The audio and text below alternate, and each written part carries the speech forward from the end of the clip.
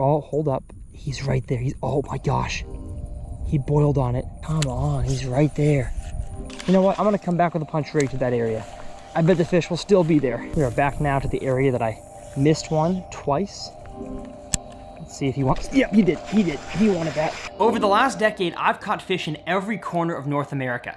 From California to Mexico, Florida to New York, and all the way up to Canada, documenting it all on video for you guys. Yes, I got it! But as a video creator and instructor, I've generally left out one of the most important and the largest demographics in the world of fishing, and that is the bank beater, the pond prowler, the shore master. Yeah! In this series, I'm making it my goal to fish more bodies of water than I ever have before, but this time, from the bank.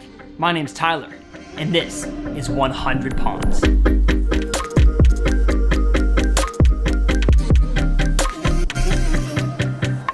Well, what's going on, folks? Welcome back to TRF. This is my series called 100 Ponds, and my goal is to help you guys become better pond anglers with every single episode in this series. Now, I talk about during the dog days of summer that you've got to get out there before the sun is rising to, I wouldn't say guarantee yourself a catch. No, nothing in bass fishing is guaranteed, but the place that we are today, catching is going to be almost guaranteed, and I have gotten myself out of bed, and we are here for a prime topwater time. I'm going to turn the camera, look at this beautiful East Texas sunrise. My goodness. We've got ourselves a Mach 2 and a Mach Patroller. I'm gonna give you guys some topwater ASMR this morning. Enough talking. Let's get down to pond number 96.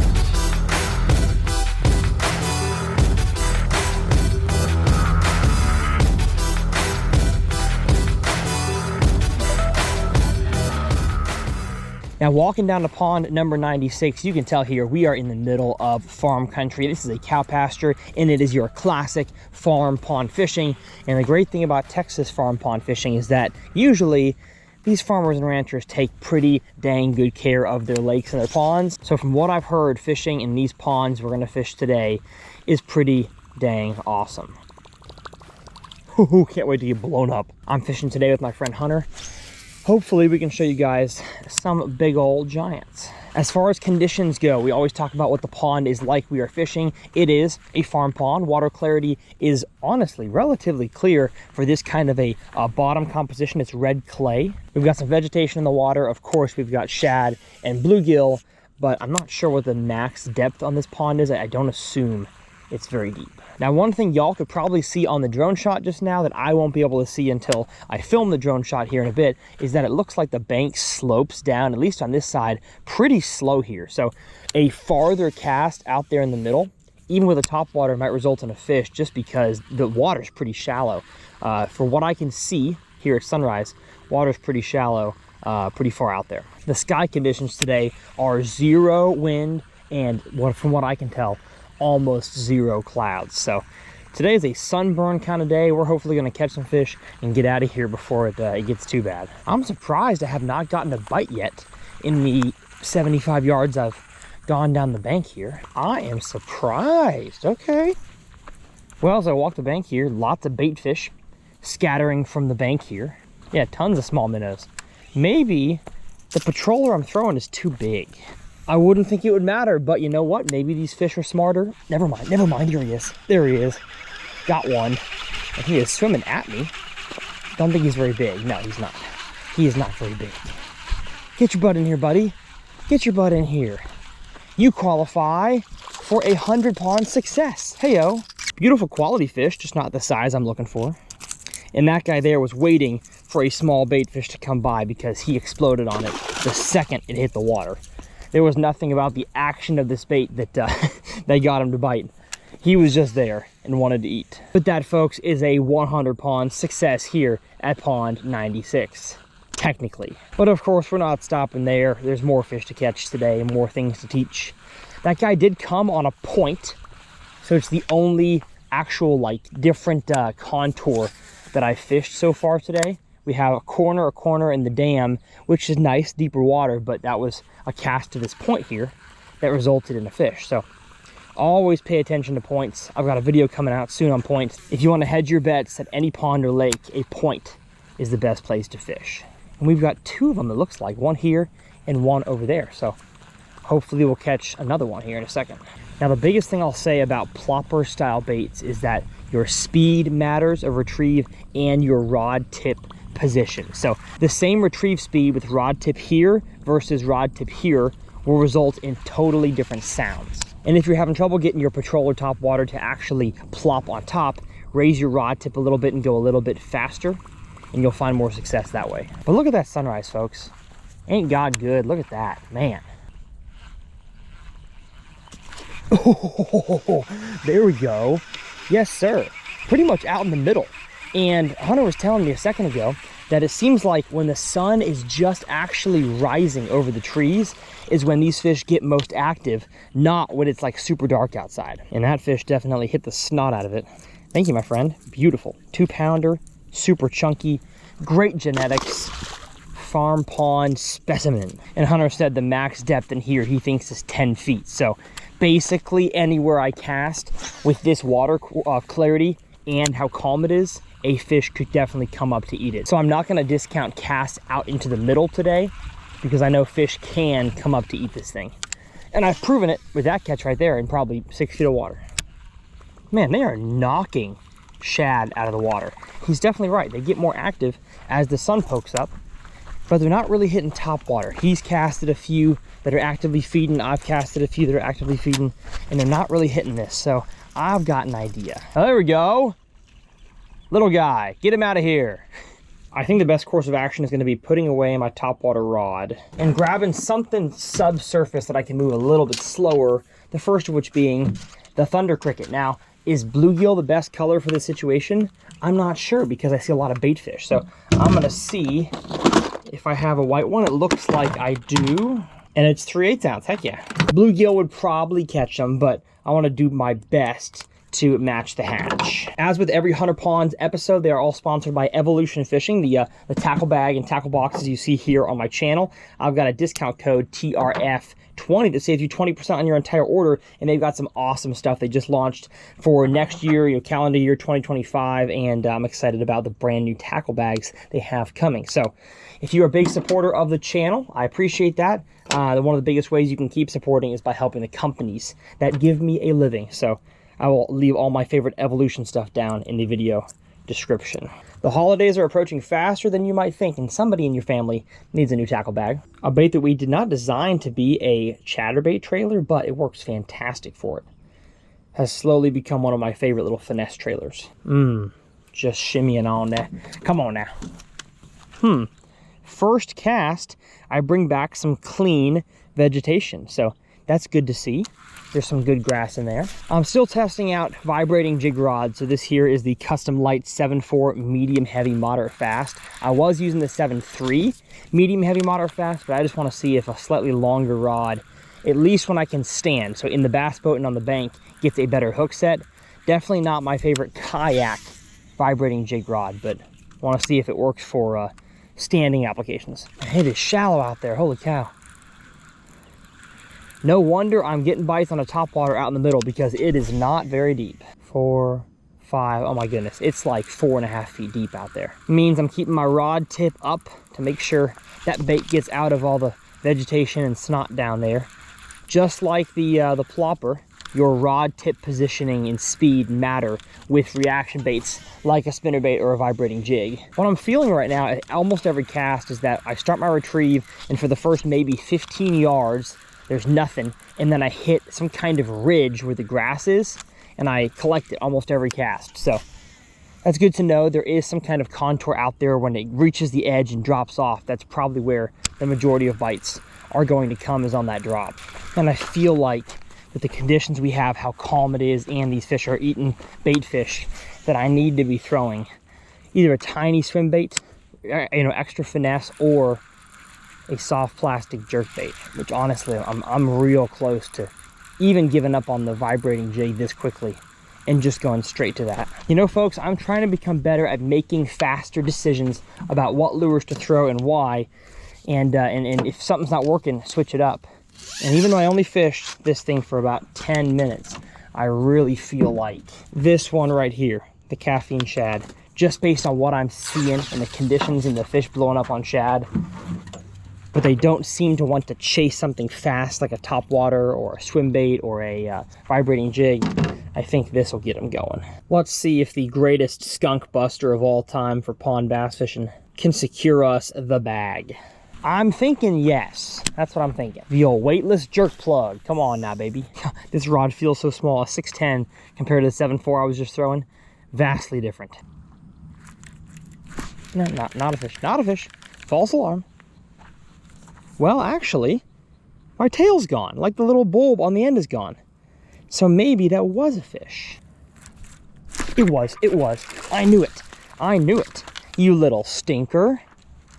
Got ourselves a tiny fluke bass. That right there, my friends, is a dang. That's almost a single scoop. It's a 3/4 scoop. And this little guy here is being moved to this pond because he's been a very bad boy.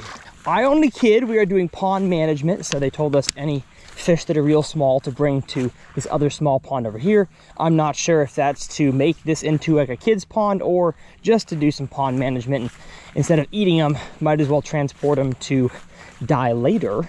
Delayed mortality in a different pond to help this pond keep getting better. And if you haven't watched any of my videos with the fisheries biologist Stephen Barden, I would highly recommend checking those out. I have learned a ton recently about fisheries management, especially at ponds like this. And you got to take bass out. You can't catch and release all of them. I'm not gonna lie to you guys, it is 7:36 and it's so hot. And I can't speak on it enough. If you don't get to the pond at sunrise and you live in the South in August, September, you are potentially giving yourself a skunk of a day. I'm not saying you're gonna catch one, but your likelihood is way higher if you actually get out there when the fish are active and when you can be active. Because you can't be very active when you're sweating your you-know-what's off. There we go. There we go, yes sir. Got to be very watchful when you're fishing soft plastics, because I watched my line swim away and it was because of this guy. And you, my friend, have also earned yourself a trip to the other pond. It is not always easy to make your ponds better, whether it's harvesting fish and eating them or just putting them somewhere else, but I promise it doesn't take that many fish taken out of your body of water. Again, if you know what size based on a fishery study to take out, it doesn't take very long to make our ponds even better just by simple fish management. I'm gonna get myself a new one and head over to the other side of the fence. Walking through this grass, man, makes me think just like Taylor. I'm gonna get chiggers. Just let that caffeine shed sink down there all the way to the bottom. Probably sinks 1 foot every 3 to 4 seconds. So I'm gonna give it, what, 4:16, probably 20 seconds to fall. And now start my retrieve. Pop, pop, pop, pause. Pop, pop, pop, pause. I think, do I have one? Yeah, I do. Yes, sir. Come on now, come on, get in here. Went to do a pop and I felt him. Well, and this guy here is not very big. He's very small. He also deserves to be cold. You're gonna go join your friends. There's one. Yeah. He stole my whole package. Although I guess not the whole package. My red line wide gap hook here is still intact. But that little dude took my dang fluke. Man, they are not biting here very well.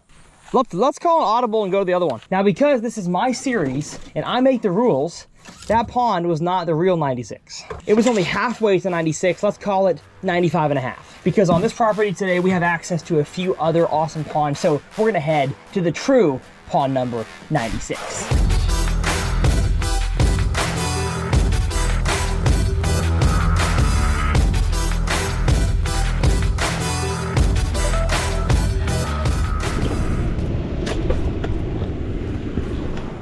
Well, this pond's at least got some more diversity. We got some more trees in size, but folks at home, look at this. We got snot grass mixed with some real grass, but it's kind of dying off. Of course, it's been hot, hot, hot. So I think we should grab a frog for sure.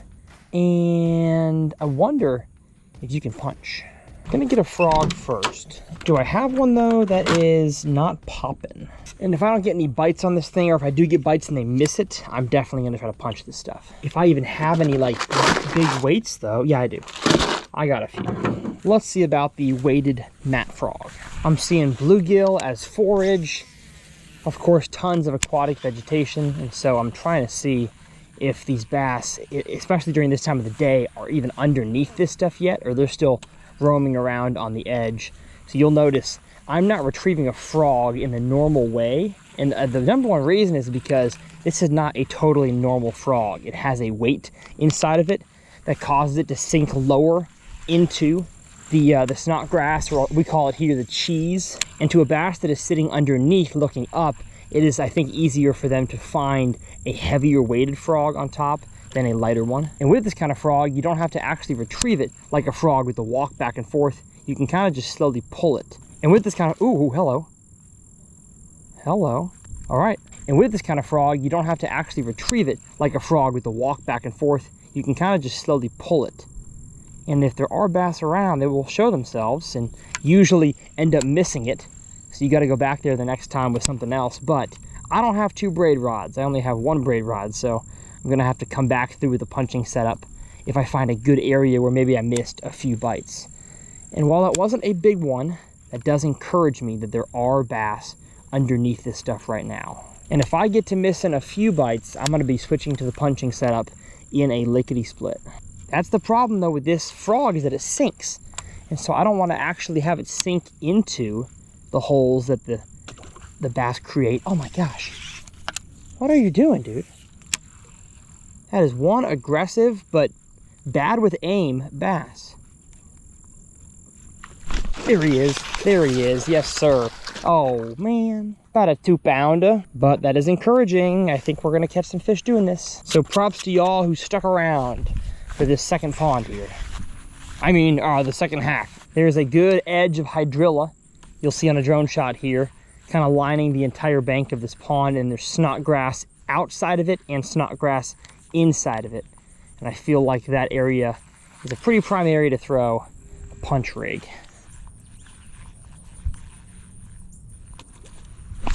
Man, these fish are not quite getting it. Could be because, again, I talked about this just being a very low hookup ratio bait, but they weren't really getting other baits good at the other pond either. So I think these fish are just not in a super aggressive mood today, as the weather would dictate. But I know there's more bass than even I'm getting to bite underneath this stuff. So you know what? I'm gonna come back with a punch rig to that area. I bet the fish will still be there. So back to the truck we go. I just need regular old wide gap. And this stuff's not super thick, so I think this is 3/4 ounce. It might be 1 either way. Just by looking at it, I can tell this is enough. Man, I think there's not a better slim soft plastic for, you know, light punching than this little guy right here. Cinch it down and baby, we are ready to go. Immediate reactions. I don't like the water depth. It's not quite as deep as I had hoped out there, but I'm still holding out hope it's deep enough. There we go. Yes, sir. Yes, sir. First bass out of the slop. Made a slightly deeper cast in there, and we got him. Oh, a whole bunch of grass and a little bit of bass. Oh yeah, that's right, a little bit of bass. Didn't even feel the bite, just pulled up, and it was a different feeling. There wasn't a thump or a tap. People ask all the time, Tyler, how do you feel a bite on a soft plastic, especially in heavy cover? Sometimes it'll be a thump, other times you just gotta have the experience to know what feels different. And right there, something felt a little off. Might as well set the hook in this scenario. And we got one. Success at pond number 96. The key is finding that canopy, as I talked about. So several flips in a row I've made now. I land and either I'm not getting all the way through, or there's just too much grass there from top to bottom of the column. And so that's not a good spot anyways. It seems like this thick hydrilla section is not good. There's no canopy there. It's just solid grass. And what's also not good is the shoes that I'm wearing. I need these. That feels better. One of the keys is to get the bait landing kind of vertical, so the bait, the momentum wise, lets it drop straight down. So you don't want to end a flip like you do with a creature bait to a stick or a jig underneath the dock, where you have kind of like a horizontal low presentation. You want to have it not super high, but you know, kind of like a lob out there, so it plops, hits, and the downward trajectory kind of propels your punch rig through the stuff.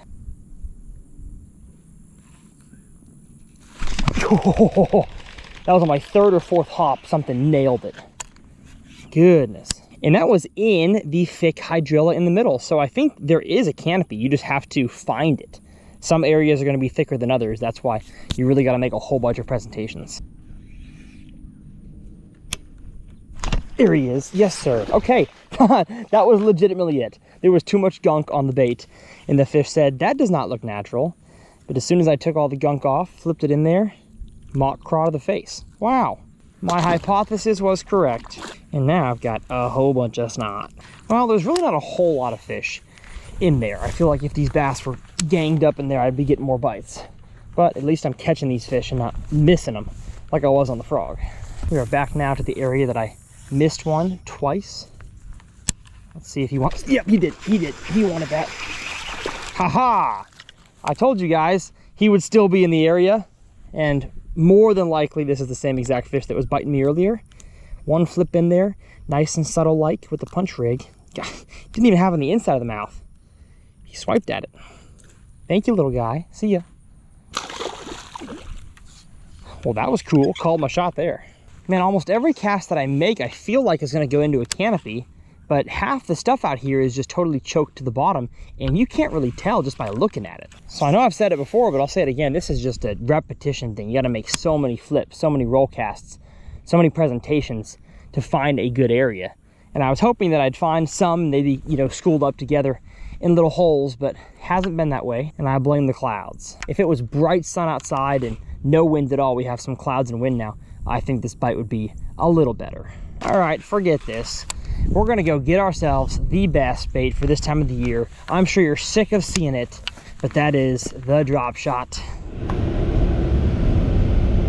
And the last location we're gonna fish with the drop shot is going to be here off the dam. Now we still have some snodgrass to contend with, but it's much easier to cast beyond, and the water, he said, is much deeper on this end. So feel like our chances of catching a true giant out here are gonna be in this next few minutes on the drop shot. Oh man, I'm surprised. I mean, like, this is the most drop shotty place on the whole lake. Super hard edge here of the vegetation, deeper water. Now it's not as deep as I thought. It's probably 15, maybe 20 feet deep at its max. But man, that's deep enough for these fish to be sitting on right now. But it seems like they were in the shallower water on the shallower edge. So kind of confused as to why I haven't caught one, but I'm getting hot again. So we're gonna catch one more and call it a day because we've had more than enough success. I just wanna see if the drop shot can catch us a mega. Oh, bluegill. Not a bluegill. Yes, sir. Yes, sir. Get in here. Oh my goodness. The biggest bass of all time. Oh, and he's got me in the stuff. Ooh, that's a beautiful noise. God dang it. Ah, don't throw dinky little braid and fluorocarbon around that. Bad idea. Well, I got what I wanted, and that was a fish. Not a giant, but it is a success. Well, although no giants were caught in today's video, a good time was had by all, and hopefully you guys learned something to become a better bass angler. Now, all the combos and rods and reels and baits that I use will be linked down in the video description, as well as my favorite Evolution fishing products. All my videos are sponsored by all the brands that I work with, and so if you want this to continue to be my job, supporting those brands is a huge way to do that. If you want to watch my last 100 Ponds video, I will have it up here in the corner. We are almost done with this series, but trust me, you don't want to go anywhere. My name's Tyler. As always, it's a pleasure, and we'll see you guys next time right here on TRF.